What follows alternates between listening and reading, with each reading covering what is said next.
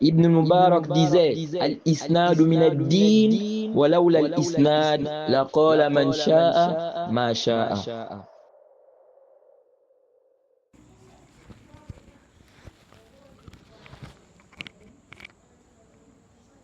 Assalamu alaikum wa rahmatullahi wa barakatuh. Ce n'est pas branché. إن الحمد لله نحمده ونستعينه ونستغفره ونعوذ بالله من شرور أنفسنا ومن سيئات أعمالنا من يهده الله فلا مضل له ومن يضلل فلا هادي له. On peut diminuer un peu l'écho. وأشهد أن لا إله إلا الله وحده لا شريك له وأشهد أن محمدًا عبده ورسوله. يا أيها الذين آمنوا اتقوا الله حق تقاته ولا تموتن إلا وأنتم مسلمون. يا أيها الناس اتقوا ربكم الذي خلقكم من نفس واحدة وخلق منها زوجها وبث منهما رجالا كثيرا ونساء واتقوا الله الذي تساءلون به والأرحام إن الله كان عليكم رقيبا. يا أيها الذين آمنوا اتقوا الله وقولوا قولا سديدا يصلح لكم أعمالكم ويغفر لكم ذنوبكم ومن يطع الله ورسوله فقد فاز فوزا عظيما. أما بعد. Louange à Allah, le créateur des cieux et de la terre. On le loue pour tout ce qu'il nous accorde comme bien et comme grâce. Et on lui demande de prier sur son prophète Muhammad sallallahu alayhi wa sallam, sa famille, ses compagnons et tous ceux qui les ont suivis jusqu'au jour de la rétribution. Celui qu'Allah a guidé, personne ne peut l'égarer. Celui qu'Allah a égaré, personne ne peut le guider. Nous sommes toujours dans l'explication du Durar al-Bahiyya fil Masail al-Fiqhiyya de notre imam Muhammad ibn Ali al-Shawkani, qu'Allah lui fasse miséricorde, avec les annotations du Cheikh Zayd al-Madkhali, qu'Allah lui fasse également miséricorde. Alors on s'est arrêté, on est toujours sur la prière en groupe, le chapitre de la prière en groupe. On s'est arrêté sur les propos de l'imam Shawkani où il dit وَإِذَا اخْتَلَّتْ صَلَاةُ الْإِمَامِ كَانَ ذَلِكَ عَلَيْهِ لَا عَلَى الْمُؤْتَمِّينَ بِهِ. Il dit ici, si une erreur survient dans la prière, si une erreur survient dans la prière de l'imam, elle est sur lui. C'est lui qui emporte les responsabilités et non ceux qui prient derrière lui ou ceux qui prient avec lui. Donc ici, là, l'imam Shawkani nous fait comprendre que si l'imam commet une erreur dans la prière, alors c'est lui qui emporte les responsabilités. Ceux qui sont derrière, n'est-ce pas, leur prière n'a aucun problème. Et on va voir, par exemple, si l'imam, n'est-ce pas, a perdu les ablutions pendant qu'il était en train de prier. Ici, là, la prière qui est annulée, c'est la prière de l'imam, ok? Et non la prière de ceux qui sont derrière. Donc, s'il a perdu les ablutions, il s'est rendu compte qu'il a perdu les ablutions, il sort de la prière. Sa prière-là est annulée. Il va faire les ablutions et il reprend la prière. Il reprend la prière à zéro, à la sahih. Maintenant, ceux qui sont derrière là, leur prière n'est pas invalide. Alors, avant de continuer dans les propos, ici du Cheikh Zayd, qui explique les propos de l'imam Shawkani, on avait dit qu'on devait revenir sur la question de la jilsatul istiraha. La question de la jilsatul istiraha, l'assise du repos qu'on fait dans la prière, ou ce qu'on appelle l'assise de repos. Car j'avais vu une parole de l'imam Nawawi dans le Majmou', une parole que j'ai trouvée vraiment intéressante. Et j'ai bien voulu partager cela avec vous. Et aussi, j'ai remarqué que dans cette parole-là, il a répondu à une problématique qui avait été évoquée ici, concernant ce sujet-là. Et donc, il dit ici, l'imam Nawawi dit dans le Majmou', dans son Majmou', au tome 3, à la page 343. Ok? Il dit là-bas, après avoir mentionné que c'est préférable de faire cette assise-là, ok, l'assise du repos, qu'on fait à la première raka, n'est-ce pas, et à la troisième raka, des prières de 4 rak'at, ok, et à la première raka, lorsqu'il s'agit d'une prière de 3 rak'at. Et aussi à la première raka, lorsqu'il s'agit d'une prière de 2 rak'at. Donc il dit, après avoir mentionné que c'est préférable de faire cette assise-là, et que c'est la position de Malik ibn al-Huwayrith parmi les compagnons, d'Abu Humayd parmi les compagnons, de Abu Qatada parmi les compagnons, et un groupe des compagnons et d'autres parmi, n'est-ce pas, les suiveurs des compagnons, donc les tabi'in. Il a cité que la majorité des gens de science, ou beaucoup de gens de science, ont dit que ce n'est pas préférable. Ok? Donc il y a des savants qui ont dit que ce n'est pas préférable de faire cette assise-là. Et il y a d'autres qui ont dit que c'est préférable. Et ça, c'est la position de certains compagnons, de certains élèves des compagnons et de certains savants. De même aussi, on rapporte de certains compagnons qu'ils ne s'asseyaient pas, qu'ils ne faisaient pas la jisatu istiraha. Donc, après avoir cité cela, il a mentionné l'argument de ceux qui ont dit que ce n'est pas préférable. Il dit, ils ont cité comme argument le hadith de Wa'il ibn Hujr. Et on va voir ce hadith où il est dit, n'est-ce pas, que le prophète, après la deuxième prosternation, il s'est relevé. Donc ils ont dit, ça montre, n'est-ce pas, qu'il n'a pas fait quoi? La jisatu istiraha. Et dans une riwaya, on dit, il s'est relevé, il n'a pas fait le tawarruk.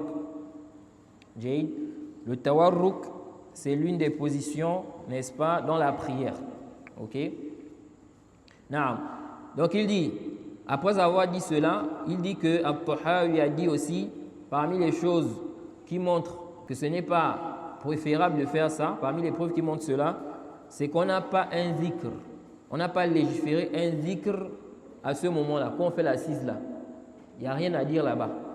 Donc ils ont dit, ça montre que ce n'est pas préférable de faire ça, parce que normalement, si c'était préférable, on devait avoir un zikr. On doit dire quelque chose ici, mais on ne dit rien. Après avoir cité tout cela, maintenant il a cité les arguments des savants qui ont dit que c'est préférable. Il dit, wahtajja ashabuna, donc nos compagnons, c'est-à-dire les shafi'ites, se sont argumentés de quoi? Il dit, wahtajja ashabuna بحديث مالك ابن الحويرث أنه رأى النبي صلى الله عليه وسلم يصلي فإذا كان في وتر من صلاته لم ينهض حتى يستوي قاعدا. Il dit, le hadith de Malik ibn Huwayrith, il a dit qu'il a vu le prophète. Lorsque le prophète priait, lorsqu'il était dans, n'est-ce pas, ce qui est impair de la prière, donc la raka qui est impair, ok?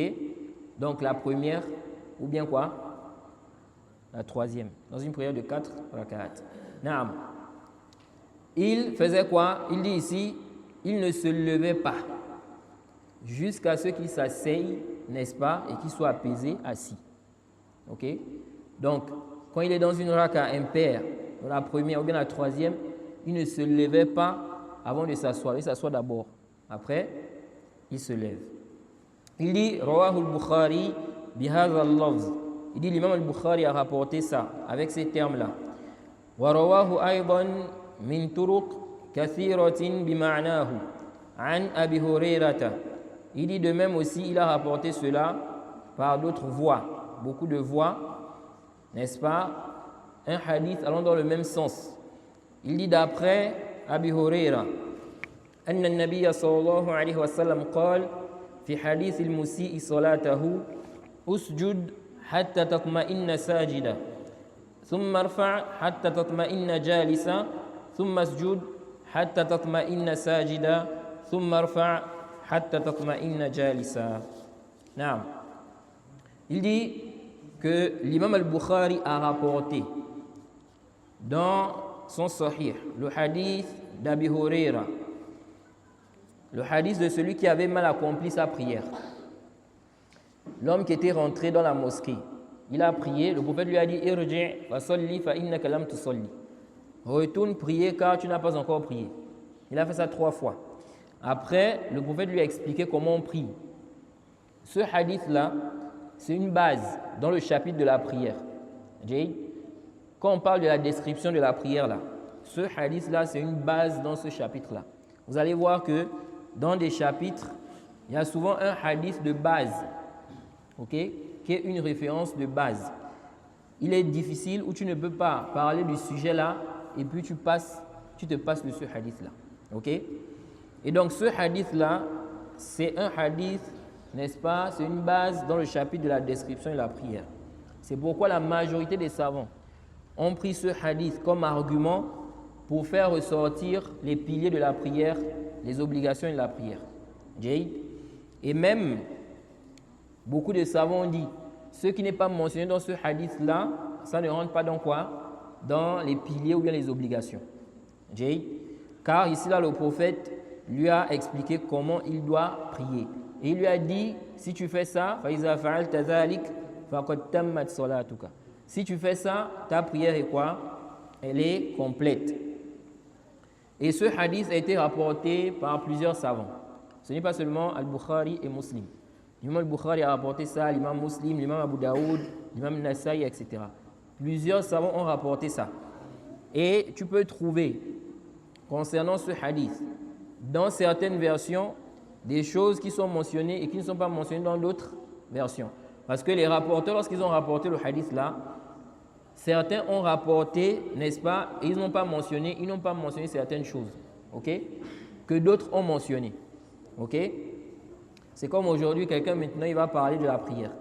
Il va dire, le prophète priait, il faisait ça.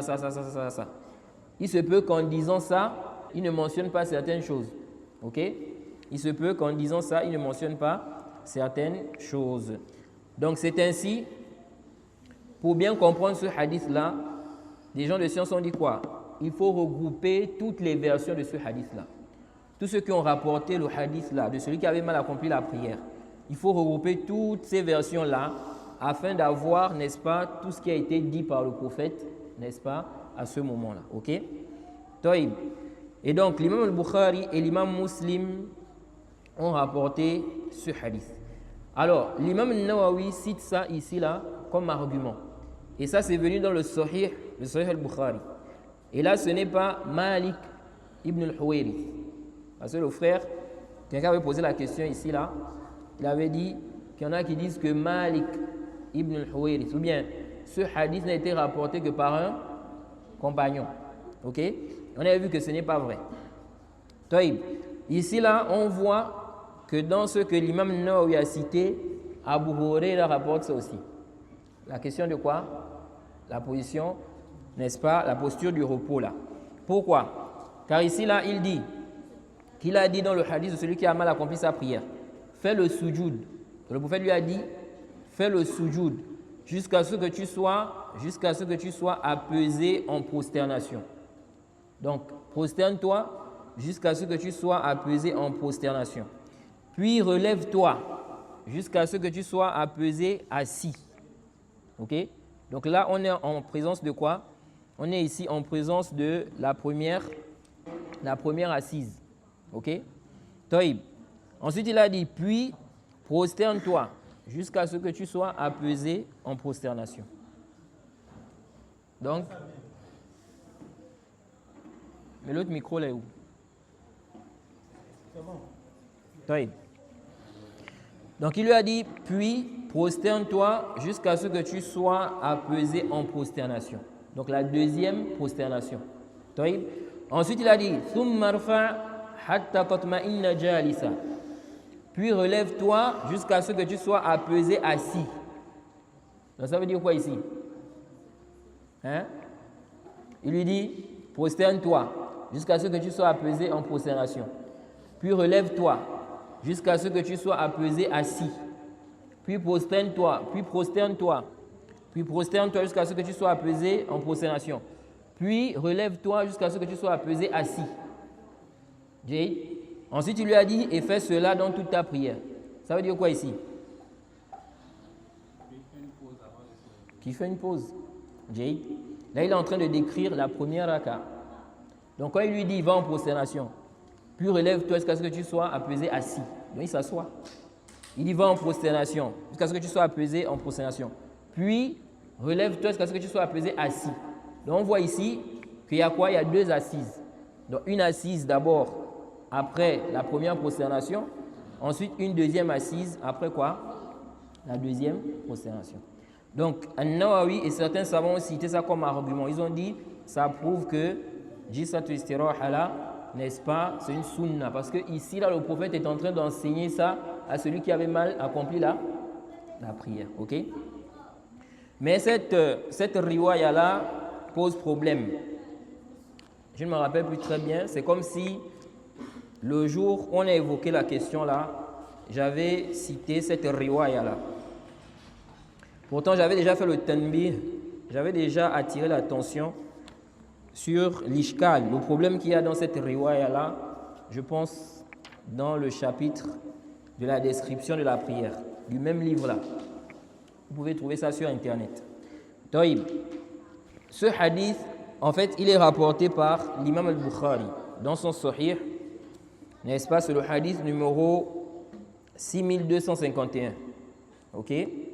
Il dit حدثنا إسحاق ابن منصور أخبرنا عبد الله ابن نمير حدثنا عبيد الله عن سعيد ابن أبي سعيد المقبوري عن أبي هريرة رضي الله عنه أن رجلا دخل المسجد ورسول الله صلى الله عليه وسلم جالس في ناحية المسجد. Donc après avoir cité la chaîne de transmission, l'imam al-Bukhari a dit donc qu'Abi Huraira a dit un homme est rentré à la mosquée et le prophète était assis dans un coin de la mosquée. Il dit fasalla, donc il a prié. L'homme qui est rentré là, il a prié. Thumma ja'a, puis il est venu. Fasallama alayhi, il a passé le salam au prophète. Ça montre aussi, ce hadith montre aussi que lorsqu'on rentre à la mosquée, même si tu trouves des gens à la mosquée, tu peux d'abord prier avant de quoi? Avant de venir saluer les gens. Ok? Car ce compagnon-là a prié, c'est après la prière qu'il est venu saluer le prophète. Et le prophète n'a pas blâmé ça. Ok? Naam. Faqala lahu Rasulullah sallallahu alayhi wa sallam wa alayka salam. Le prophète a répondu à son salam. Il a dit wa alayka salam. Ça prouve aussi qu'on peut rendre le salam de cette façon. Wa alayka salam. Ok? Parce qu'il y en a qui pensent qu'il faut forcément dire quoi? Wa alaykum salam. Tu peux dire wa alayka salam. Il te dit assalamu alayka, tu dis wa alayka salam. Naam, le prophète a dit wa alayka salam. Irji' fa salli fa innaka lam tusalli. Le prophète lui a dit retourne prier car tu n'as pas encore prié. OK? Fa raja'a, il est reparti. Fa salla, il a prié. Thumma ja'a, puis il est revenu. Fa sallama, il a encore passé le salam.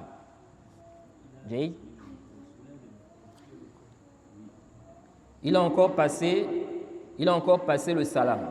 Ok? Parce qu'il s'est séparé.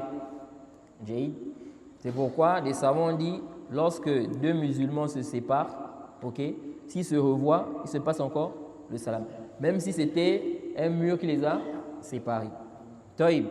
Il dit ici, puis il a passé le salam. Le prophète lui a dit wa alayka salam. Le prophète a répondu. Il lui a dit farji' fa salli fa innaka lam tusalli. Retourne prier car tu n'as pas encore prié. Faqala fi thaniya aw fi allati ba'daha. Donc il a dit la deuxième fois ou bien la troisième. OK? Donc ça c'est le rapporteur, il a douté. Est-ce que c'était la deuxième ou bien la troisième fois il a dit ça? طيب. Il a dit Allimni ya Rasulallah. Il a dit ô messager d'Allah, enseigne-moi. Ok? Donc là, il a vu que je repars, on me dit repars, tu n'as pas prié. Je repars, on me dit repars, tu n'as pas prié.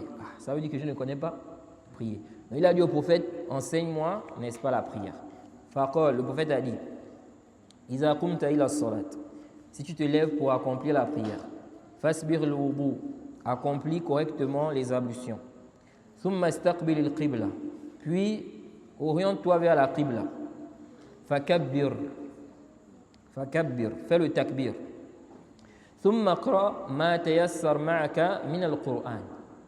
Donc après le takbir, il dit puis lis ce qui t'est facile du Coran. Ok, ce que tu peux du Coran. Il dit thumma rka' hatta tatma'inna raki'a. Puis fais le ruku', va en inclinaison jusqu'à ce que tu sois apaisé, n'est-ce pas, là-bas en inclinaison. Thumma rfa' hatta tastawiya qa'ima. Puis relève-toi jusqu'à ce que tu sois correctement debout. Ok? Thumma sujud hatta tatma'inna sajida. Puis va en prosternation jusqu'à ce que tu sois apaisé en prosternation. Thumma rfa' hatta tatma'inna jalisa. Puis relève-toi jusqu'à ce que tu sois apaisé assis. Donc là on a la première assise après la première prosternation. Là, le prophète est en train de lui expliquer quoi? La première raka. Parce que lorsque tu vas, n'est-ce pas, accomplir la prière, tu te diriges vers la qibla, tu fais le takbir. Donc il est en train de lui montrer déjà comment on fait la première raka. Ensuite il dit thumma sujud hatta tatma'inna sajida. Puis pars en prosternation jusqu'à ce que tu sois apaisé en prosternation. Donc ça c'est la deuxième prosternation. Il dit thumma rfa' hatta tatma'inna jalisa. Puis relève-toi jusqu'à ce que tu sois apaisé assis. Vous voyez? C'est la deuxième assise. Donc on est dans la première raka. Première assise et deuxième assise. Ça veut dire qu'il ne se relève pas directement de la deuxième prosternation. Okay? Il s'assoit d'abord. Après il va se relever. Ensuite le prophète a dit Summa fa'al dhalika fi salatika kulliha. Ensuite fais cela dans toute ta prière. Donc si tu connais déjà comment faire la première raka, la deuxième raka aussi, tu fais ça comme ça. Ensuite, l'imam al-Bukhari a dit Waqala Abu Usama. L'imam al-Bukhari a dit Waqala Abu Usamata fil akhir hatta yastawiya qa'ima. Il dit Abu Usama, qui est donc Hamad ibn Usama, il a dit à la fin hatta tastawiya qa'ima, jusqu'à ce que tu sois correctement debout. Ça veut dire quoi? L'imam al-Bukhari veut dire quoi ici là? L'imam al-Bukhari veut dire qu'il y a un rapporteur qui a rapporté le même hadith là. Mais au lieu de dire thumma rfa' hatta tatma'inna jalisa, donc puis relève-toi jusqu'à ce que tu sois apaisé assis, lui il a dit que le prophète a dit hatta tastawiya qa'ima. Relève-toi jusqu'à ce que tu sois correctement debout. Jay. Donc, qu'est-ce qu'on comprend là? Hein? Il y a divergence. Les rapporteurs qui ont rapporté ça ont divergé. Jay. Dans la version, n'est-ce pas, de Abdullah ibn Numayr, n'est-ce pas, on voit qu'il a mentionné deuxième assise. Dans la version d'Abu Usama, à la fin, au lieu de dire, n'est-ce pas, puis relève-toi jusqu'à ce que tu sois apaisé, n'est-ce pas, donc assis de façon apaisée, lui il a dit quoi? Relève-toi jusqu'à ce que tu sois correctement debout. Il n'a pas mentionné cette assise-là, ok? C'est pour cela que les savants ont divergé par rapport à cet ajout-là. Est-ce que réellement c'est authentique? Est-ce que le prophète lui a dit après la deuxième prosternation que reviens donc assis jusqu'à ce que tu sois apaisé, ou bien il lui a dit de se relever directement, n'est-ce pas, de la deuxième prosternation? La divergence par rapport à cela. Et le cheikh Ibn Uthaymin, quand il a expliqué ce hadith dans le Sahih al-Bukhari, dans son explication, non? Ça c'est dans le Sahih al-Bukhari, les deux, non. La version d'Abu Usama, c'est aussi dans le Sahih al-Bukhari. C'est dans le Sahih al-Bukhari.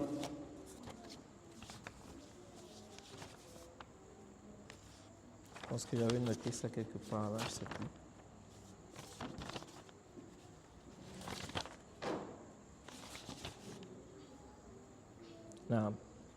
Non, c'est dans le Sahih al-Bukhari, c'est le hadith numéro 6667.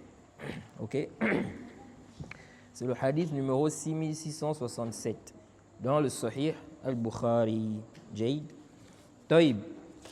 Donc le Cheikh Ibn Uthaymin, expliquant ce hadith-là, il dit ici, dans, n'est-ce pas, son explication du Sahih al-Bukhari, le tome 13. Tome 13, page 625. Il dit وَقَوْلُهُ بَعْدَ ذِكْرِ السَّجْدَةِ الثَّانِيَةِ ثُمَّ ارْفَعْ حَتَّى تَطْمَئِنَّ جَالِسًا. Il dit, sa parole, après la deuxième prosternation, puis relève-toi jusqu'à ce que tu sois bien apaisé en étant assis. Ok? Il dit, ثُمَّ قَالَ الْبُخَارِ rahimahullah. Il dit, puis l'imam al-Bukhari a dit, فِي الْأَخِيرِ حَتَّى يَسْتَوِيَ قَائِمًا.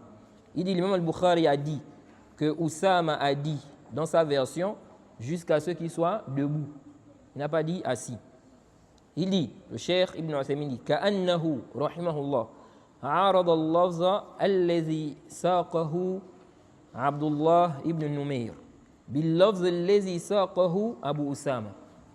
Il dit ici, c'est comme si, donc l'imam al-Bukhari, ici il a opposé la version qui a été rapportée par, n'est-ce pas, qu'il a citée de Abdullah ibn Numayr, c'est comme s'il a opposé cette version-là à la version d'Abu Usama.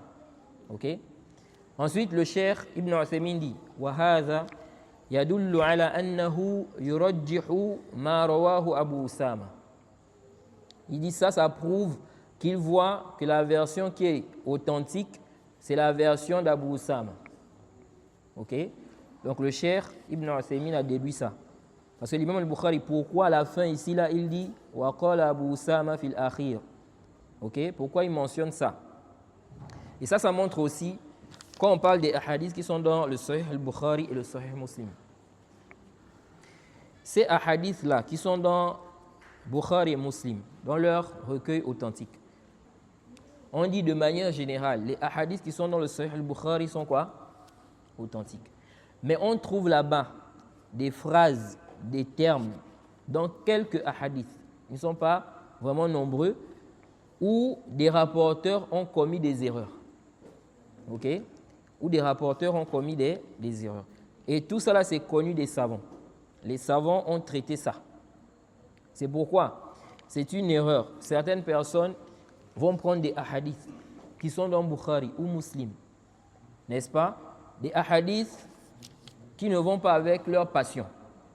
Ils vont dire que ce n'est pas authentique. Ils vont rejeter ça. Alors qu'aucun savant n'a dit que ce n'est pas authentique. Et leur dalil, ils vont dire, regardez, dans le Sahih Bukhari, il y a tel hadith qui a été rapporté.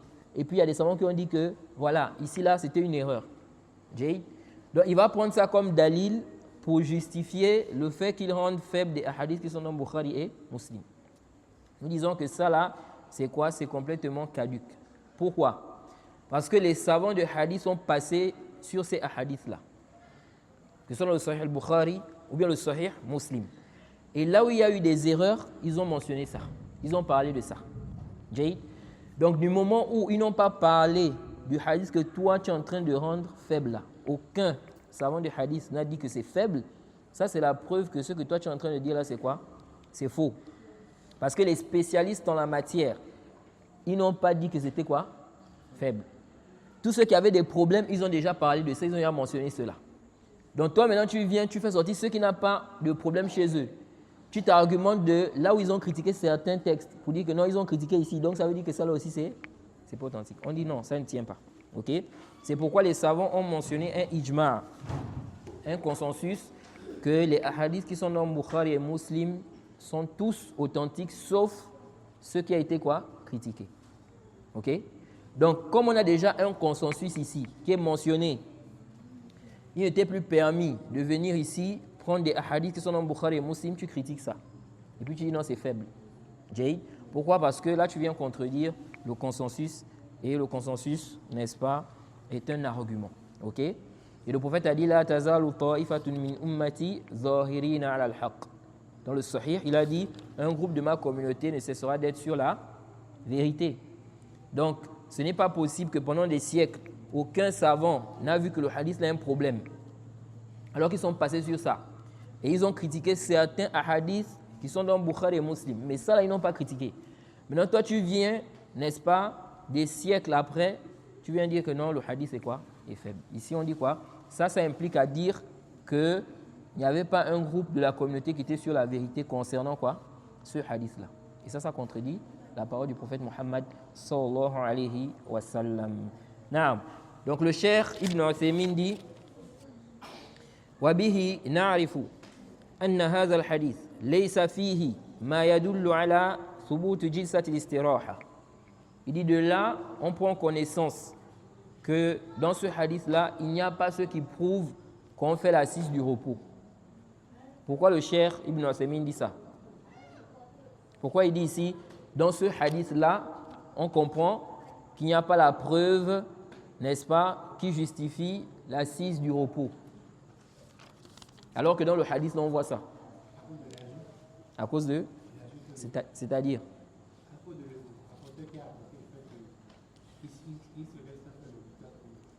Oui, il a apporté ça. Et alors? C'est juste parce qu'il voit que la partie là n'est pas authentique. Jade? Très bien. C'est parce que le cheikh Ibn Uthaymin voit que ce n'est pas authentique, cette partie-là. C'est pourquoi il dit, de là on comprend que ce hadith ne prouve pas, n'est-ce pas, qu'on fait cette assise-là. Pourquoi ça ne prouve pas ça alors que c'est mentionné là-bas? Parce qu'il voit que ce n'est pas quoi? Ce n'est pas authentique. Jade? Il dit, لأنه لو صح هذا اللفظ. Il dit parce que si, n'est-ce pas, cette version-là était authentique. Donc il faut bien comprendre qu'ici, là, ce n'est pas tout le hadith qui a un problème. C'est juste cet ajout-là. Parce qu'il y a d'autres rapporteurs, n'est-ce pas, qui ont rapporté, mais ils n'ont pas mentionné quoi? L'ajout-là. Donc c'est juste ça le problème. Donc le cheikh dit ici, il dit si cet ajout-là, ou bien si cette phrase, il dit si cette phrase était authentique, lorsqu'il a dit ثُمَّ ارْفَعْ حَتَّى تَطْمَئِنَّ جَالِسًا, puis lève-toi jusqu'à ce que tu sois apaisé, n'est-ce pas, assis, il dit لَكَانَ فِيهِ دَلِيلٌ عَلَى أَنَّ جِلْسَةَ الْإِسْتِرَاحَةِ رُكْنٌ مِنْ أَرْكَانِ الصَّلَاةِ. Le cheikh dit لَكَانَ فِيهِ دَلِيلٌ, il y aurait donc une preuve dans ça على أن جلسة الاستراحة, que l'assise du repos là, ركن من أركان الصلاة. Donc si c'était authentique, il dit, ça aurait été une preuve que l'assise là, c'est un pilier parmi les piliers de la prière. Pourquoi le cheikh dit ça? Qui voit? Naam. Jade, parce que le prophète a ordonné ça à celui qui avait mal accompli sa prière. Il lui a dit quoi? Retourne prier car tu n'as pas encore prié. Ça veut dire que sa prière là n'était pas quoi? Valide. Ok? Donc quand le prophète lui montre cela, le cheikh dit, ça c'est la preuve, on devait prendre ça comme dalil pour dire que ça devient un pilier. Or, aucun savant n'a dit ça. Que l'assise là c'est un pilier. Jade. Donc le cheikh veut dire quoi? Il veut dire ici que si on dit que c'est authentique là, normalement on doit dire que c'est un pilier. Jade. Naam. Pilier. Donc ça là aussi, comme c'est venu là-bas aussi, on doit donc dire que c'est un pilier. Mais les savants qui ont poussé ça comme dalil, ils ne disent pas que c'est un pilier. Ok? Il dit ici, لَكَانَ فِيهِ دَلِيلٌ عَلَى أَنَّ جِلْسَةَ الْإِسْتِرَاحَةِ رُكْنٌ مِنْ أَرْكَانِ الصَّلَاةِ. Il dit, لأن الرسول صلى الله عليه وسلم قال إنك لم تصلي. Il dit parce que le prophète lui a dit tu n'as pas prié. جيد. ثم أمره أن يصلي على هذا الوجه. Puis il lui a ordonné de prier de cette façon. Il dit فدل ذلك على أن الرجل أخل بما يجب. Il dit ça prouve que l'homme là il avait commis des erreurs dans ce qui est obligatoire. C'est pourquoi le prophète lui a dit retourne prier car tu n'as pas encore prié. Parce qu'il avait délaissé simplement ce qui n'est pas obligatoire. Je ne vais pas lui dire ça. Tu retournes prier car tu n'as pas encore prié. prière. Parce que ce qui n'est pas obligatoire, si tu laisses ça dans la prière, ta prière n'est pas quoi? Invalide. Donc quand le prophète lui dit retourne prier, car tu n'as pas encore prié, ça veut dire qu'il a délaissé des choses qui font que la prière soit valide. C'est pourquoi il lui a dit retourne prier car tu n'as pas encore prié. Il dit wa minhu an yarfa'a min as-sujud ath-thani hatta yatma'inna jalisa.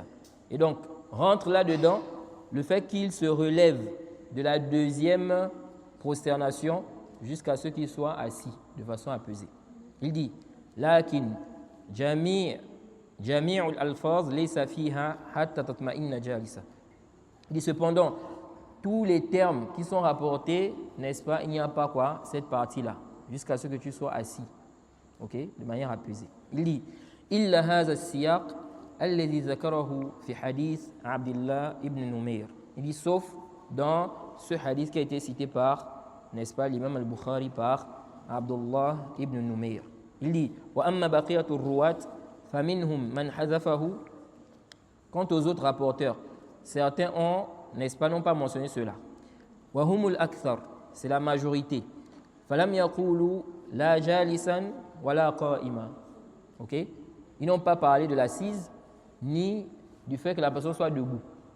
Parce que les riwayat qui sont rapportés par rapport à cette version-là, OK? Les riwayat qui sont rapportés par rapport à cette version-là, il y en a qui ont rapporté ça, ils ont seulement mentionné la première prosternation. OK? Donc après la première prosternation, quand le prophète a dit puis reviens jusqu'à ce que tu sois, assis de façon apaisée. Ensuite, le prophète lui a dit puis fais cela dans toute ta prière. Donc, il n'a pas mentionné quoi? La deuxième prosternation. OK? C'est pourquoi le cheikh dit la majorité, ils n'ont pas mentionné quoi? L'assise ni le fait que la personne soit debout. Il dit wa ala hadha fayumkinu min nahiyat al-istilahiyya an naqul inna hadhihi al-lafza shadha. Il dit on peut donc dire, n'est-ce pas, selon la terminologie des gens du hadith, que ce terme-là est marginal. OK? C'est quoi? C'est marginal. Donc ce n'est pas authentique. لأن أكثر الذين رووا الحديث لم يأتوا بها, car la majorité de ceux qui ont rapporté le hadith là, ils n'ont pas rapporté cela.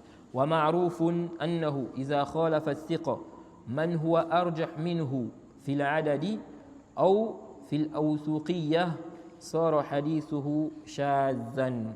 Il dit, et c'est connu, que si un rapporteur digne de confiance contredit ceux qui sont plus nombreux que lui, ou bien plus dignes de confiance que lui, alors son hadith devient quoi? Marginal. OK?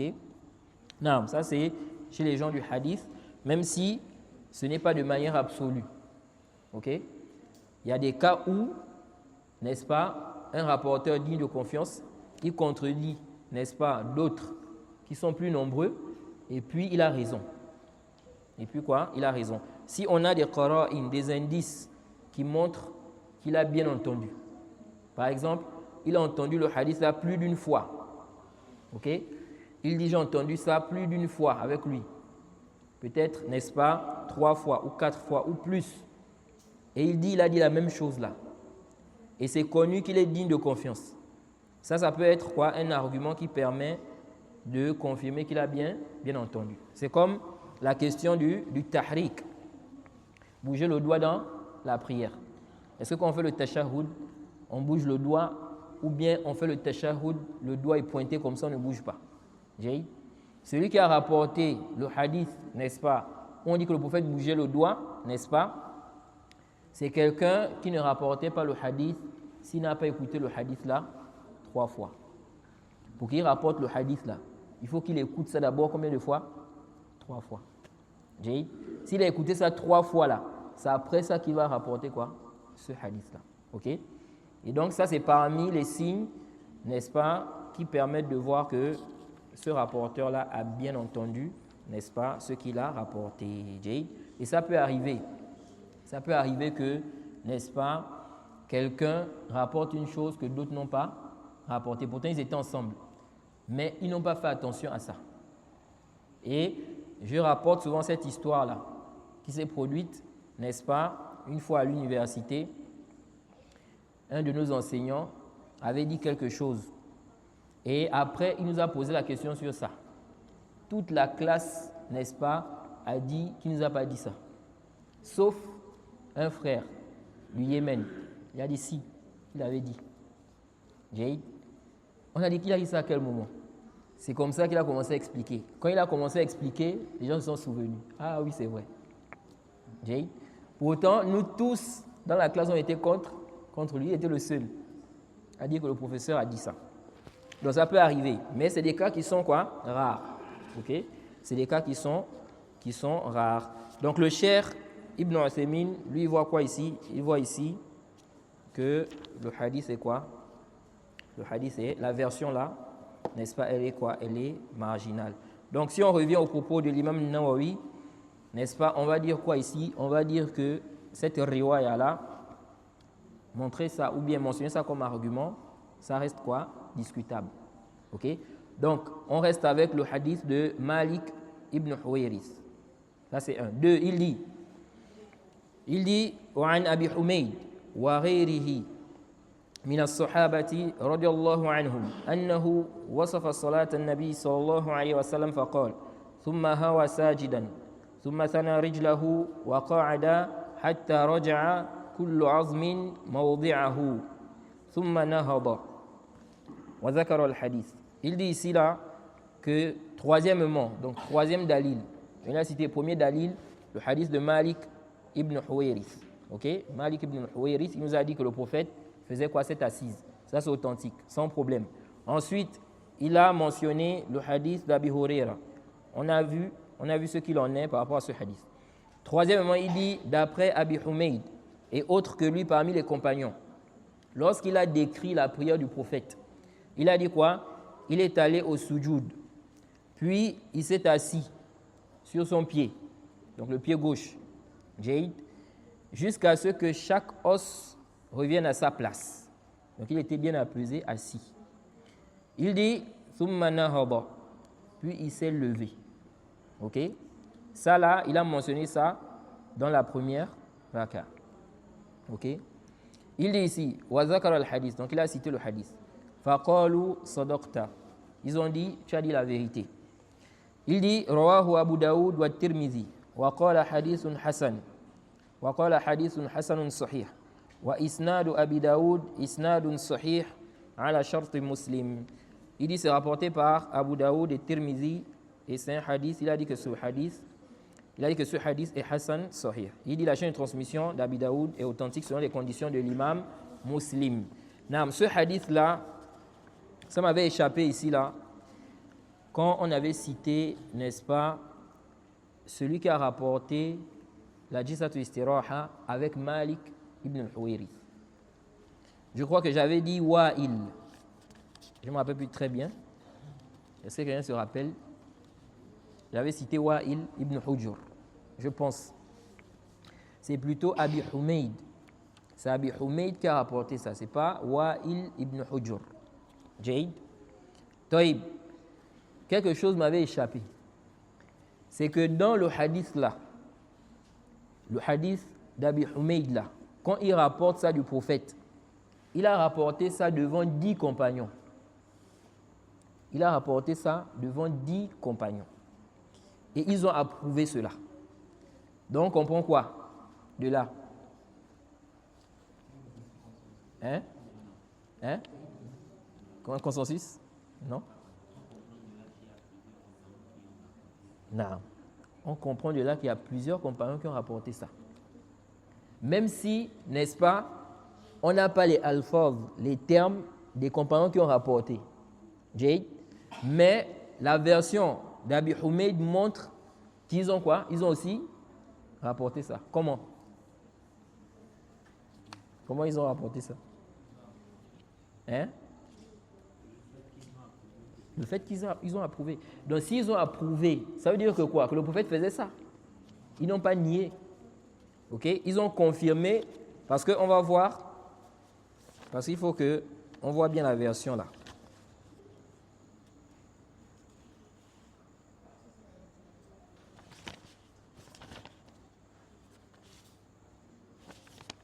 Je vais mentionner ça quelque part là.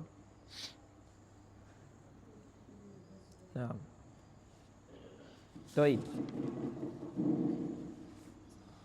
Il dit ici, là, le hadith est rapporté. Non? C'est la zone? Il est quelle heure? On peut faire ça à 30, non? Non. Hein? Non. Vous avez une question? Et vous pouvez mentionner ça, non? Il ne faut pas oublier. Et vous pouvez mentionner ça quelque part pour ne pas oublier. Ou bien vous allez... Ok, d'accord. On va voir ça après, Inch'Allah. Non. Le hadith est rapporté par Abi Humayd dans le Musnad de l'imam Ahmed. Le hadith numéro 23599. D'après Abi Humayd al-Sa'idi. Il dit, n'est-ce pas, Qal. Donc, Muhammad ibn Amr ibn Ata rapporte cela d'Abi Humayd al-Sa'idi.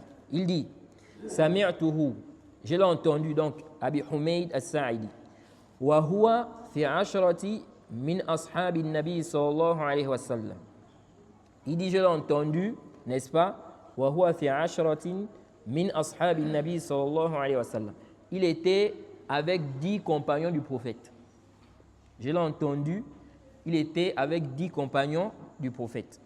Il dit Ahaduhum Abu Qatada. Parmi les compagnons du prophète, il y avait qui? Abu Qatada.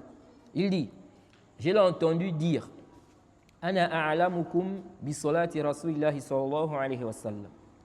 Il a dit, je suis celui qui connaît plus la prière du prophète. Ok? Donc, Abu Humayd dit aux autres compagnons, les 10 compagnons qui étaient là, que je connais plus la prière du prophète, n'est-ce pas, par rapport à vous. Ok? Ça aussi, ça montre que ce n'est pas interdit de dire ça. Il y a des gens, si quelqu'un dit, je connais par exemple telle chose plus que toi, il va dire que non, il est en train de se vanter. Jade, pourquoi il dit ça? Jade, Yajouz, si ici là, l'intention est bonne, si le but ici c'est un but qui est quoi? Qui est permis, qui est légiféré. Comme quoi? Par exemple, quelqu'un, il est dans un milieu. Les gens, n'est-ce pas, font quoi? Les gens ne connaissent pas qu'il a par exemple une science profitable.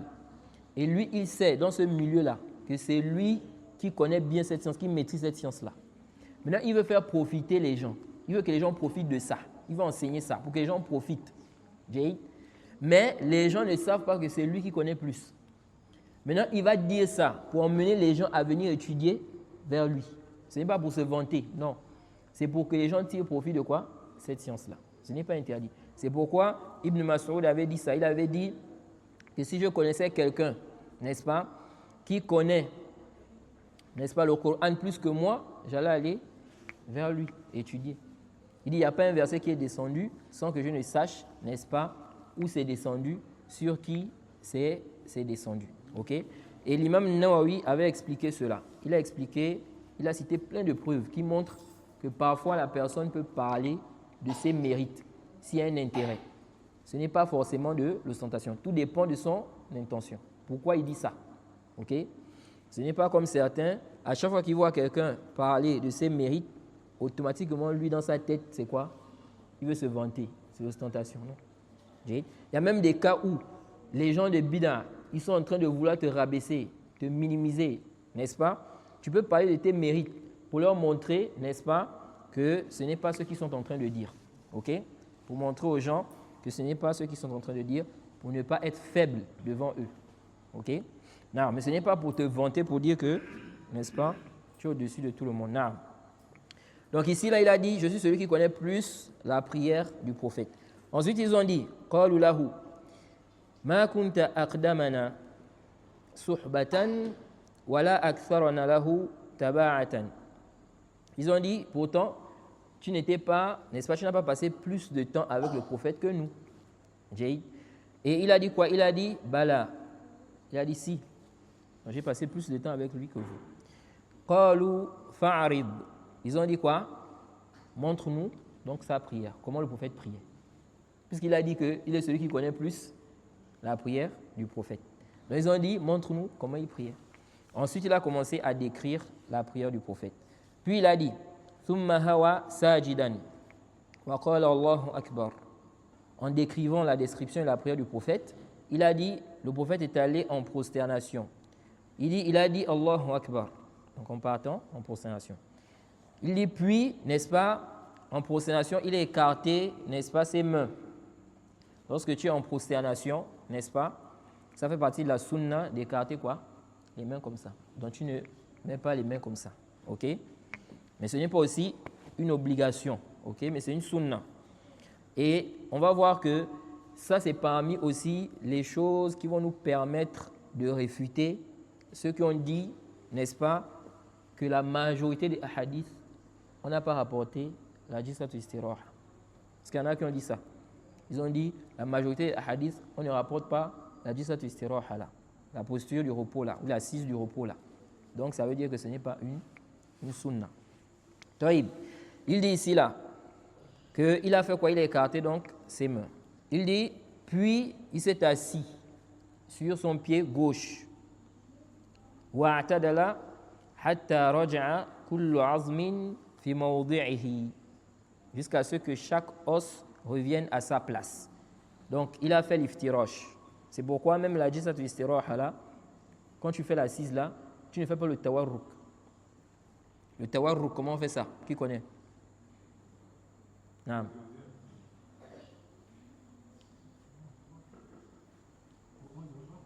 Non. Mais il y a plusieurs façons de faire ça. Il y a plusieurs façons de faire cela. Mais ça, c'est, n'est-ce pas, ce qui est plus connu. Quand tu fais la jilsatul istiraha là, tu ne fais pas l'assise là. L'assise que tu fais, c'est l'iftirosh. Donc tu t'assois sur le pied gauche et puis tu tends le pied quoi? Le pied droit comme ça. Toïb. Donc il a fait ça, le prophète a fait ça. Il dit thumma hawa sajidan. Donc il était en train de décrire la première raka. Il dit puis le prophète est parti en prosternation. Donc ça c'est quoi? C'est quelle prosternation ici? La deuxième. C'est la deuxième prosternation. Il dit wa qala Allahu akbar. Il a dit Allahu akbar. Donc en partant en prosternation. Il dit thumma sana rijlahu wa qa'ada 'alayha thumma nahada. Il dit ensuite, il s'est assis sur son pied gauche jusqu'à ce que tous les os reviennent à leur place. Ok? Puis, il s'est relevé. Donc là, on voit quoi? On voit une deuxième assise après la deuxième prosternation. Il ne s'est pas directement relevé, il s'est assis. Et quand il a expliqué ça, il dit فَصَنَعَ فِي الرَّكَعَةِ الثَّانِيَةِ مِثْلَ ذَلِكَ. Donc, Abi Humayd a dit, il a fait cela dans la deuxième, il a fait la même chose dans la deuxième raka. Donc ça, c'était la première raka. Le prophète s'est assis avant de se relever. Et ils ont approuvé cela.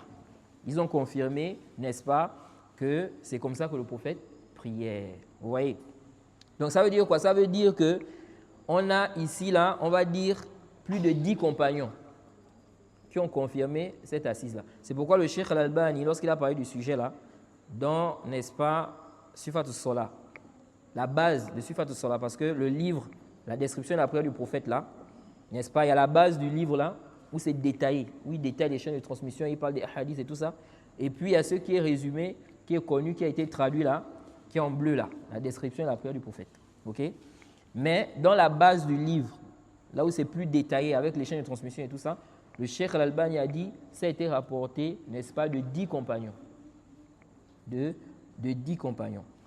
Et la première fois que j'avais lu ça, je n'avais pas compris. Parce qu'après, il n'avait pas mentionné la riwaya là. C'est quand j'ai vu la riwaya que j'ai compris. Donc ici, là, on voit quoi? On voit ici que 10 compagnons ont confirmé que le prophète priait comme ça. Vous voyez? Donc ce n'est pas seulement Malik ibn Huwairis. Donc l'imam Nawawi a dit, Naam, faire la zane.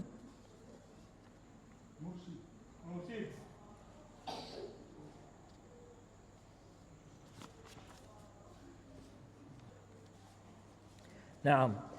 Ensuite l'imam Nawawi a dit, wal jawabu an hadith al-musii salatahu anna an-nabiy sallallahu alayhi wa sallam innama 'allamahu al-wajibat duna as-sunan duna al-masnunat.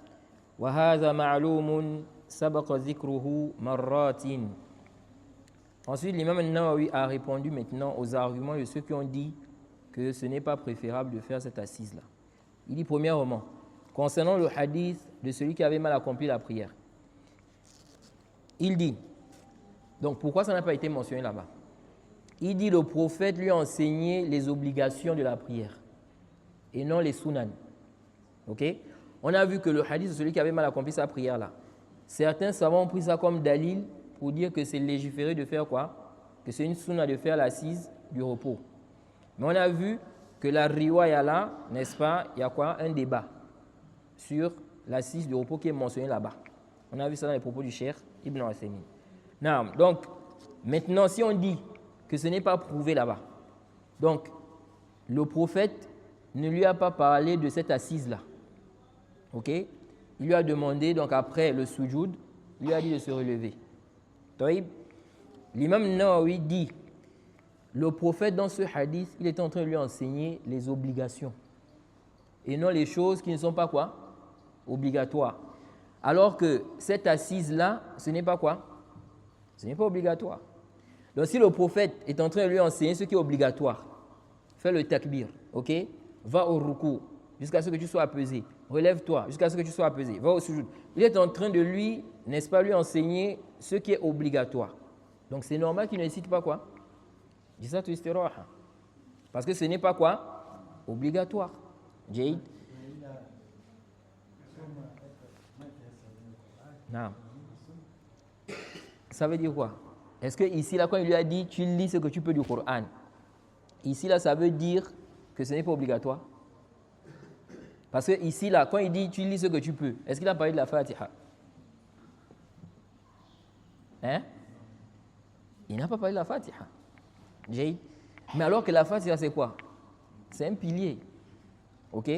C'est quoi? C'est un pilier. Quand il lui dit puis tu lis ma tayassar, est-ce que ici, là, ça veut dire il doit lire ici ce qui est quoi? Ce qui n'est pas obligatoire. Ou bien il est en train de lui montrer comment on accomplit la prière. C'est-à-dire, après avoir fait le takbir, tu dois faire quoi? Tu dois lire. Ok? Après avoir fait le takbir, tu dois lire. Toïb. Ici, là, il dit وَصَحَّ أما حديث وائل فلو صح وجب حمله على موافقة غيره في إثبات جلسة الاستراحة. Il dit quant au hadith de Wa'il, si c'est authentique, le hadith de Wa'il là, c'est un hadith où on dit, n'est-ce pas, que le prophète a relevé la tête du sujoud, des deux prosternations, et puis il s'est mis debout. Ok? Et le Cheikh Al-Albani a déclaré ça faible.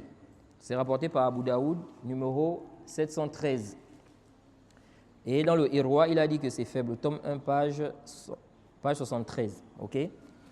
Taïb. Ici, là, il dit, si maintenant on dit que c'est authentique, ce hadith-là, on dit que le prophète s'est relevé. Donc après la deuxième prosternation, il s'est relevé. Ok? On n'a pas parlé de l'assise. Il dit ici, là, on doit comprendre ça à la lumière des autres riwayat où il y a l'assise. Pourquoi? Il dit لِأَنَّهُ لَيْسَ فِيهِ تَصْرِيحٌ بِتَرْكِهَا. Ok? Il dit parce qu'on n'a pas clairement dit qu'il a délaissé quoi? Cette assise-là. Ok? Il dit on n'a pas clairement dit qu'il ne s'est pas assis. Ok? Il ne s'est pas assis. Naam. Il s'est relevé de la prosternation. Ok? Il s'est relevé. Bon, il s'est relevé. Est-ce qu'on a clairement dit qu'il ne s'est pas assis? Non. Mais on peut comprendre ça. Mais il dit, ça n'a pas été dit clairement. Il dit, وَلَوْ كَانَ صَرِيحًا, même si c'était dit clairement. Vous voyez? C'est comme ça, lorsque tu fais le rat, on avait vu ça. Il faut fermer la porte à toute objection. Il dit, même si on avait dit ça. Ok? Même si on avait dit dans le hadith, le prophète ne s'est pas assis. Il s'est directement levé. Vous voyez, comme par exemple, comme le takbir. Lorsqu'on fait le takbir, n'est-ce pas? Les gens qui font le takbir lorsqu'ils sont assis, donc avant de se relever, quand ils font, n'est-ce pas, le tashahhud. Après le tashahhud, le premier tashahhud, tu te relèves. Quand tu vas te relever, là, tu vas faire le takbir. Il y en a qui font le takbir et puis ils lèvent la main en étant assis. Ok? Mais Ibn Omar, c'est rapporté d'Ibn Omar, de Ali ibn Abi Talib, entre les deux, n'est-ce pas? Entre Ibn Omar et Ali ibn Abi Talib, qu'il a dit quoi? Que le prophète Muhammad sallallahu alayhi wa sallam, ma kana yarfa'u yadayhi, le prophète ne levait pas les mains lorsqu'il était quoi? Assis. Donc là, on a quoi? Une parole claire du compagnon qui dit que le prophète ne levait pas les mains pendant qu'il était assis. Mais est-ce que ici, là, on a dit, n'est-ce pas, il ne s'est pas assis? Pour qu'on dise qu'on a dit clairement ici qu'il ne s'est pas assis. Qu'il ne s'est pas quoi? Qu'il ne s'est pas assis. Même si on suppose qu'il avait été dit ça, il dit ici, là, il dit, la kana, walau kana sarihan, la kana hadithu Malik ibn al-Huwayrith wa Abi Humayd wa ashabihi muqaddaman alayhi liwajhayn. Il dit même s'il avait été dit clairement qu'il ne s'est pas assis, il dit le hadith de Malik et celui d'Abi Humayd avec ses compagnons, les 10 compagnons là, il dit on devait faire précéder ça sur cette version-là. Pourquoi? Il dit n'est-ce pas, à cause de deux choses. À cause de deux choses. Il dit ahaduhuma sihhatu asanidiha. Premièrement, à cause de l'authenticité des chaînes de transmission. Il dit wathani kathratu ruwatiha. Le grand nombre de ceux qui ont rapporté cela. Wa yahtamilu hadith Wa'il an yakuna ra'a an-nabiy sallallahu alayhi wa sallam fi waqtin aw awqatin tabayyunan lil jawaz. Il dit il y a l'hypothèse que Wa'il a vu le prophète, n'est-ce pas, qui s'est directement relevé, donc il ne s'est pas assis, à un moment ou bien à des moments pour montrer que c'est permis. Et réellement, c'est avec ça qu'on peut même répondre à le hadith de celui qui a mal accompli la prière là. Cette assise-là, les savants qui ont dit que c'est une sunna, ils n'ont pas dit que c'est obligatoire. Qu'est-ce que ça veut dire quand on dit que ce n'est pas obligatoire? Ça veut dire qu'on peut trouver des hadiths où le prophète ne fait pas ça. Puisque ce n'est pas une obligation. Toi, tu n'as pas le droit de prendre là où le prophète n'a pas fait pour dire que ça veut dire qu'on ne doit pas faire. Du moment où on a déjà des hadiths où le prophète a fait. C'est pourquoi, même s'il avait été dit qu'il n'a pas fait, mais comme on a déjà des compagnons aussi qui ont confirmé qu'il a fait, donc on va comprendre quoi? Que celui qui a dit qu'il n'a pas fait, c'est à ce moment-là il n'avait pas fait. Parce que ce n'est pas une obligation. Donc il peut ne pas le faire. Donc lui, il a rapporté ça. OK? Quand on dit ce n'est pas une obligation, ça veut dire quoi? Ça veut dire qu'on peut rapporter des hadiths où le prophète ne fait pas ça. Parce que ce n'est pas obligatoire. Donc si tu laisses ça, tu n'as pas de problème. OK? Taïb. Et aussi, ceux qui disent que on n'a pas rapporté ça dans beaucoup de hadiths. Beaucoup de hadiths où on rapporte la description et la prière du prophète, on ne mentionne pas ça. Ça, en réalité, ce n'est pas un argument. Pourquoi? Parce que tout simplement, ceux qui ont rapporté la description et la prière du prophète, tu ne trouves pas un rapporteur qui a rapporté tout du coup comme ça. Il y en a qui ont rapporté, n'est-ce pas, certaines choses, et d'autres ont rapporté quoi? Ceux qui n'ont pas rapporté. C'est pourquoi, si tu regardes maintenant, on a parlé de ça, n'est-ce pas, précédemment. On a dit que c'est une sunna. Lorsque tu vas en prosternation, d'écarter quoi? Les mains. Ok, vous allez prendre les hadiths du prophète. Les hadiths où on rapporte la description de la prière du prophète. Vous n'allez pas trouver dans tous ces hadiths-là ça. Vous allez trouver peut-être même la majorité, il n'y a pas ça. Le compagnon est en train de rapporter comment le prophète priait, il ne mentionne pas ça. Donc ici, là, nous disons, si on n'a pas rapporté ça dans certains hadiths, ça ne veut pas dire que ce n'est pas quoi? Légiféré. Comme on n'a pas rapporté aussi dans certains hadiths, certaines sunan, dont les savants sont unanimes, mais ça n'a pas été rapporté dans certains hadiths. C'est rapporté dans d'autres. OK? Donc, si on a rapporté Jisat Istiraha de Malik ibn Huwayrith, d'Abi Humayd, avec 10 compagnons, ils ont confirmé que le prophète faisait ça.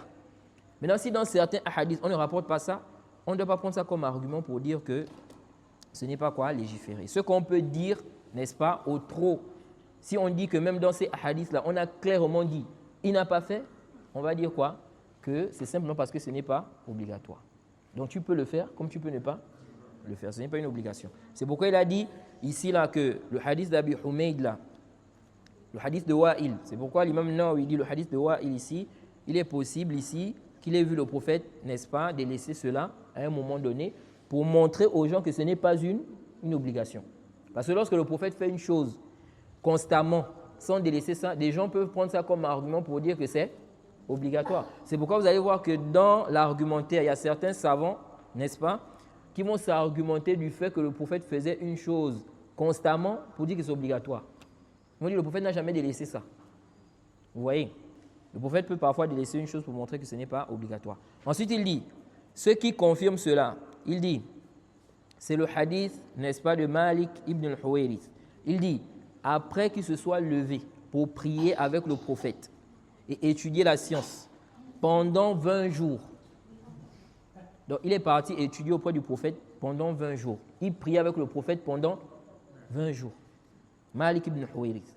Et il dit que lorsqu'il a voulu partir, le prophète lui a dit quoi? Le prophète lui a dit, allez-y vers vos familles et enseignez-leur, n'est-ce pas, et priez comme vous m'avez vu prier.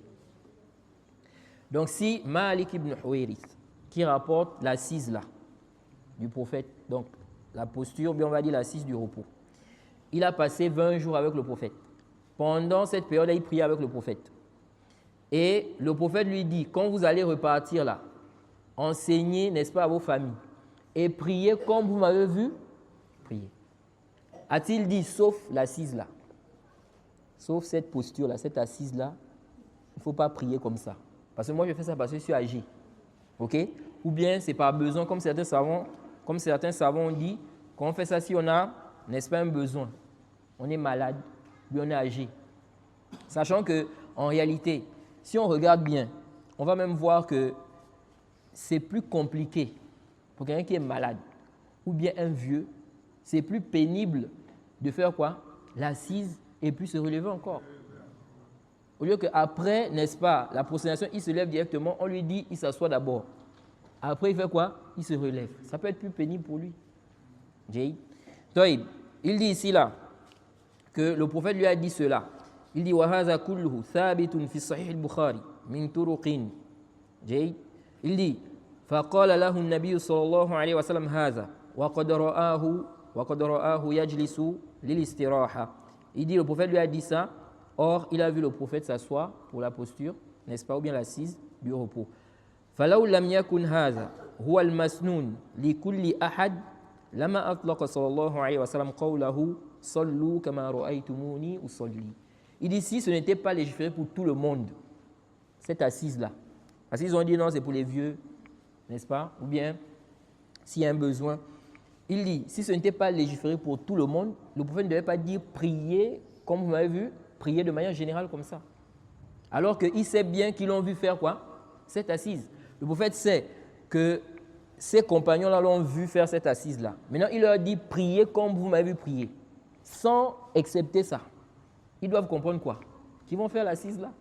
Et lui-même, quand il a rapporté le hadith là, il dit qu'ils étaient quoi? Ils étaient jeunes. Dans le Sahih al-Bukhari, il dit on était jeunes. Bon, maintenant vous dites non, c'est pour les vieux. Comment pour les vieux? Ils étaient jeunes, le prophète a dit priez comme vous m'avez prié. Il n'a pas dit sauf l'assise là, je fais ça parce que je suis âgé, je suis vieux. Non? Ensuite, ici là, il dit wa amma qawlul imam Ahmad. Il dit maintenant, quant à la parole de l'imam Ahmed, on dit que l'imam Ahmad a dit inna akthar al-ahadith ala hadha. La majorité des ahadiths sont sur ça. Donc, les gens qui ont pris ça, ils ont compris que l'imam Ahmed ici est en train de dire que la majorité des ahadiths, n'est-ce pas, on ne mentionne pas quoi? Cette assise-là. Ok? On ne fait pas ça. C'est infirmé. An-Nawawi dit معناه أن أكثر الأحاديث ليس فيها ذكر الجلسة إثباتا لا نفيا. Il dit le sens de la parole de l'imam Ahmed là, c'est que la majorité des hadiths, on n'a pas ici mentionné cette assise de repos là. Il ne veut pas dire que ça a été infirmé. Ok? C'est quoi la différence entre les deux? Il veut dire ici que cette assise n'a pas été mentionnée, mais il ne veut pas dire que ça a été infirmé. C'est quoi la différence entre les deux? Qui voit? Il dit, quand l'imam Ahmed a dit, la majorité des hadiths sont sur ça. Ok? Il y a des gens qui ont compris de là qu'il veut dire que la majorité des hadiths, dans la majorité des hadiths, c'est infirmé. Donc cette assise-là, on ne fait pas ça. C'est infirmé, ça veut dire que le prophète n'a pas fait, c'est mentionné là-bas. Il dit ici que la parole de l'imam Ahmed là ne veut pas dire ça. Ça ne veut pas dire que dans les hadiths là, il a été dit là-bas que le prophète n'a pas fait.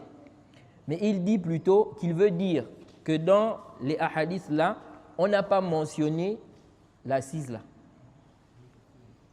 Non, c'est quoi la différence? Le point, c'est que si on n'a pas mentionné, il suppose que ça, c'est pas obligatoire. Non.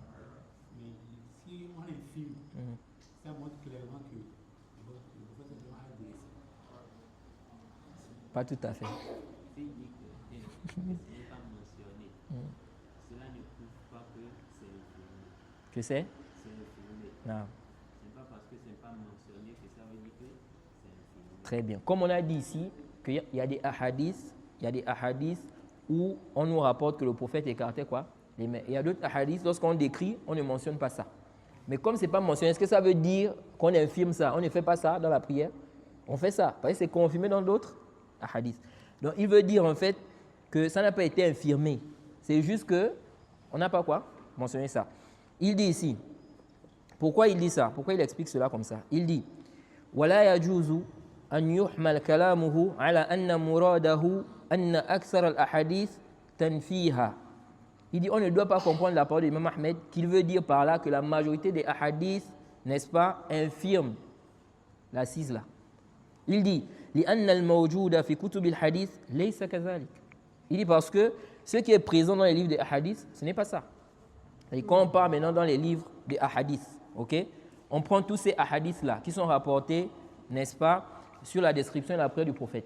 On ne trouve pas là-bas que c'est infirmé. On dit le prophète ne s'asseyait pas. Quand c'était quoi? Le witr de sa prière. Ce n'est pas mentionné là-bas.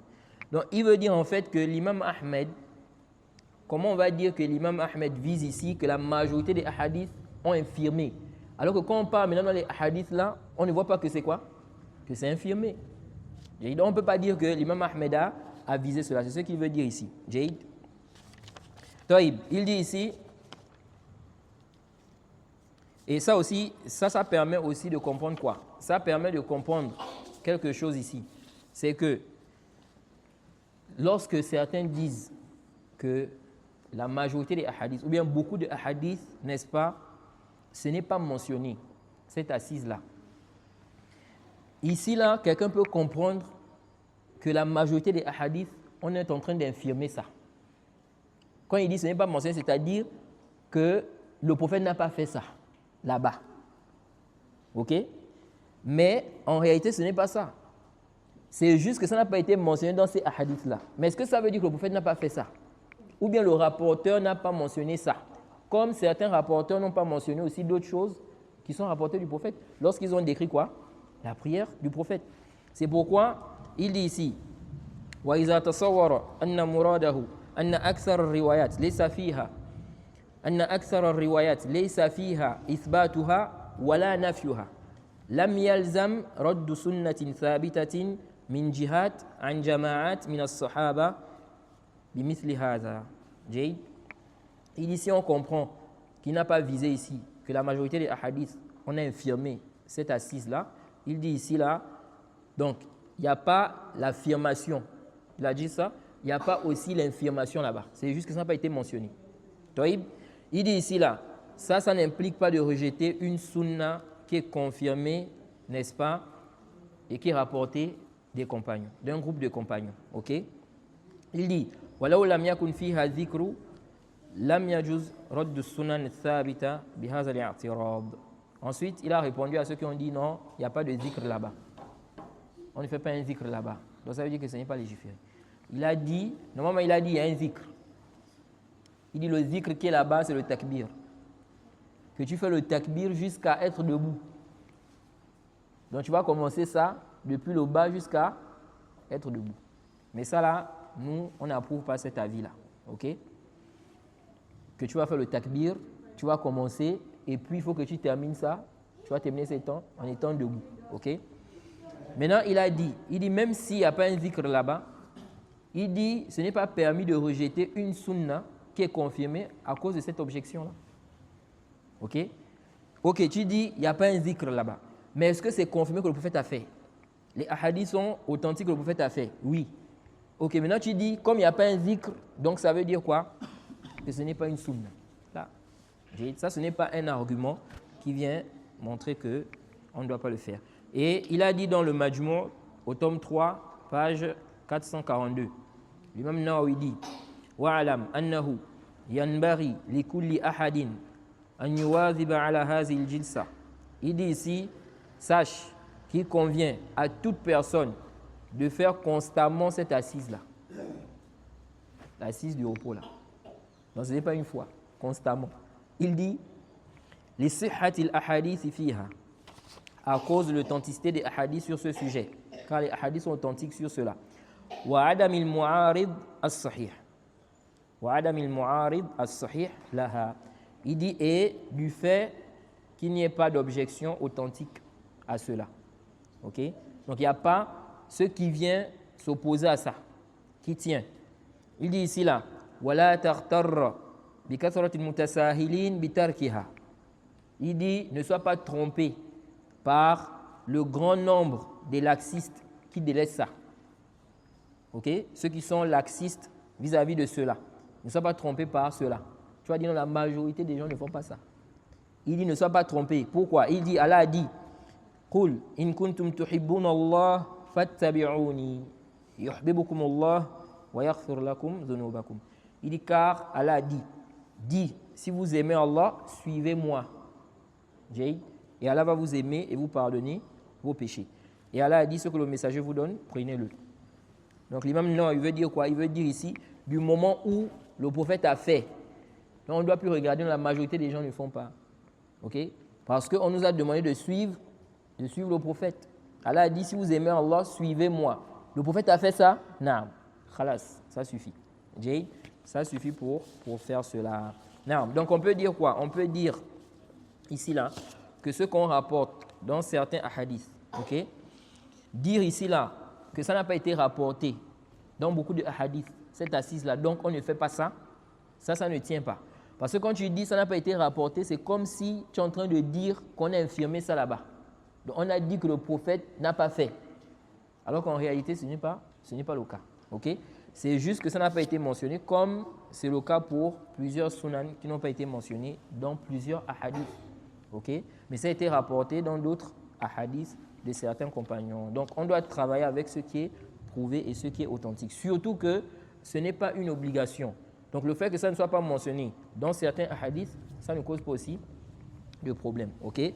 Donc nous disons ici qu'il n'y a rien qui vient s'opposer à cela. Non, Taïb.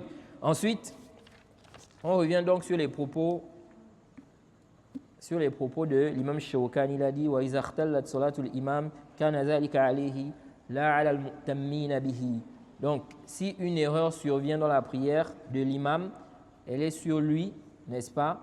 Donc c'est lui qui emporte les responsabilités et non ceux qui prient derrière lui. Je crois qu'on va s'arrêter là. On va prendre les questions. S'il y a une question, s'il y a peut-être une ou deux questions rapidement avant la prière. Non. C'est lui qui avait d'abord. Il a répondu même à la question. Ah, j'ai répondu, hein? Il avait répondu. Alhamdulillah. En combien de reprises, Non. le prophète Mohammed sallallahu alayhi wa sallam a demandé, a dit aux compagnons ou à tous ceux qui étaient avec, que priez comme vous m'avez vu. Prier. Non. En combien de reprises?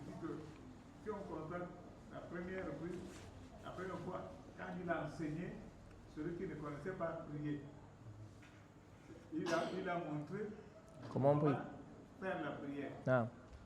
Maintenant, la deuxième, quand il a chargé les autres-là qu'il faut aller enseigner maintenant les autres, prier comme vous m'avez vu. Prier.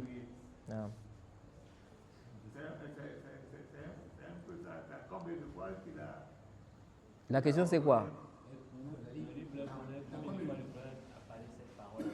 C'est dans le hadith de Malik ibn Huwairis. Comment ça? Celui qui est aussi cela, il lui a dit aussi ça. Non, il ne lui a pas dit prier comme on lui prier. Il lui a directement enseigné la prière. Il lui a dit quand tu pries, fais comme ça, comme ça, comme ça, comme ça, comme ça. Il lui a montré comment on prie. Mais Malik ibn Huwayrith, comme eux, ils étaient venus d'ailleurs, donc ils sont venus apprendre chez le prophète. Donc le prophète leur a enseigné. Ensuite, il leur a dit, quand vous retournez, enseignez à vos familles et priez comme vous m'avez vu prier. Mais ça, là, cette parole-là, prier comme vous m'avez prié, c'est général. Quand il dit ça au compagnon, et puis le compagnon va transmettre ça, le prophète a dit, priez comme vous m'avez vu prier. Ça veut dire que tous les musulmans doivent comprendre que le prophète ici veut qu'on prie comme il a prié. C'est comme ça. Donc du moment où il a fait ça, et puis eux, ils ont rapporté ça, ça veut dire quoi? Et puis le prophète dit, priez comme vous m'avez vu prier. Ça veut dire qu'on fait ça aussi. Ça veut dire que nous, les musulmans, on fait quoi? On fait ça. Exactement. Non. Donc, moi, je voulais savoir, déjà d'abord, dans les hadiths là où on dit que les savants qui disent que la plupart des hadiths là ne citent pas ça, c'est vraiment qui disent aussi que non, ça ne se fait pas. Vous voyez, quand ils disent la plupart, ça dit qu'ils sont considérés à des hadiths qui ont dit qu'on fait. Et que eux-mêmes, ils ne disent pas que ces hadiths sont faibles. Comment ils disent encore que non? Non, parce que ceux qui ont parlé de ce sujet-là, en fait, les savants ne sont pas tous d'accord qu'on fait ça. Il y en a qui voient qu'on fait, et il y en a qui voient qu'on ne fait pas. Il y en a qui voient qu'on fait ça, mais à des moments. Soit si on est vieux, ou bien si on est fatigué, il y a un besoin. Vous voyez, non? Donc, ceux-là qui disent qu'on fait ça si on est vieux, là, ou bien s'il y a un besoin, là, ce sont eux qui viennent pour dire que quoi? La majorité des hadiths, on n'a pas mentionné quoi? Ceux-là. OK? Parce qu'ils veulent dire par là que si on n'a pas mentionné ça dans la majorité, si on n'a pas mentionné ça dans la majorité des hadiths, ça montre que ce n'est pas une sunna. Donc le prophète l'a fait par occasion, par rapport à un besoin. Vous voyez? Non. Non, ma question c'était quand, comment on appelle, comme on a des hadiths où il n'a pas fait, il y a d'autres qui l'a fait. Mais celui qui le fait maintenant aussi constamment, est-ce qu'il D'abord, on n'a pas d'abord le texte clair où on dit qu'il n'a pas fait. On déduit ça parce que dans ces hadiths, ça n'a pas été mentionné. Toïb, c'est quoi la question? Non, en fait, moi je comprends que dans les hadiths là, c'est comme si ils sont en train d'affirmer qu'il n'a pas, il y a des moments il ne faisait pas. Donc si c'est le cas, qu'il y a des moments il ne faisait pas, est-ce que celui qui le fait aussi constamment n'est pas en train de faire? Non, parce qu'on peut comprendre que le prophète ne le faisait pas pour montrer que ce n'est pas quoi? Une obligation. Pour montrer que ce n'est pas une chose obligatoire. Donc, on peut parfois délaisser ça. Mais ça ne veut pas dire que celui qui fait ça constamment, il est en train de contredire quoi? La sunna. Non. Non, wa alaykoum salam. Je me suis souvent posé la question, lorsqu'on quitte de la considération, l'inclinaison, on revient, Sami Allahu liman hamida, Rabbana wa lakal hamd. Et pourquoi on met les mains, on lève les mains? Lorsque on revient de la prosternation, non, l'inclinaison, on dit Sami Allahu liman hamida, Rabbana wa lakal hamd. Est-ce qu'on doit lever les mains aussi? Oui, c'est rapporté dans la sunna du prophète Mohammed sallallahu alayhi wa sallam. C'est pourquoi on lève les mains. Non. Il n'y a plus de questions? Est-ce qu'on associe avec le takbir? Hein? Il n'y a pas un takbir. Concernant le fait de lever les mains, tu peux faire le takbir, ensuite tu lèves les mains. Tu peux lever les mains, ensuite tu fais le takbir. Comme tu peux faire ça ensemble. Tous les trois sont rapportés. OK? Donc je peux dire, par exemple, Allahu Akbar. Taïb. Ou bien, n'est-ce pas, je fais quoi? Je dis Allahu Akbar, ensuite je lève quoi? Les mains. Ou bien je lève d'abord les mains, après je dis quoi? Je dis Allahu Akbar. Tout ça est rapporté dans les sunan. Non. Ce qu'on peut comprendre aussi par rapport aux positions, c'est quand vous êtes seul. Parce que quand vous êtes en jama, adopter la position d'écarter voilà, ça va faire le problème de génie. Parce que le prophète, il est devant. Ou bien l'imam, il est devant. Il est seul. Mais quand vous êtes en jama, tout le monde se met à écarter les mains, il y aura un problème de... Il y a des savants qui ont mentionné ça, comme le Cheikh Ibn Uthaymin. Il disait que ça aussi, il ne faut pas que tu gênes la personne qui est à côté de toi, ou bien ceux qui sont à côté de toi. Que quand tu vas faire ça, tu vas maintenant gêner ceux qui sont à côté. OK? Donc ça n'a pas d'ishkal. Et puis on a vu que ce n'est pas quoi? Une obligation. Oui. C'est pas que ça. Non. Mashallah. C'est bon? Voilà, Amin. On va s'arrêter là. Wa subhanaka Allahumma bihamdik. وأشهد أن لا إله إلا أنت أستغفرك وأتوب إليك. Il y a quelqu'un qui t'a appelé là. Il y a quelqu'un qui t'a appelé là. Non. Tu ne peux pas ton petit thé. Oh, et moi, mais le thé.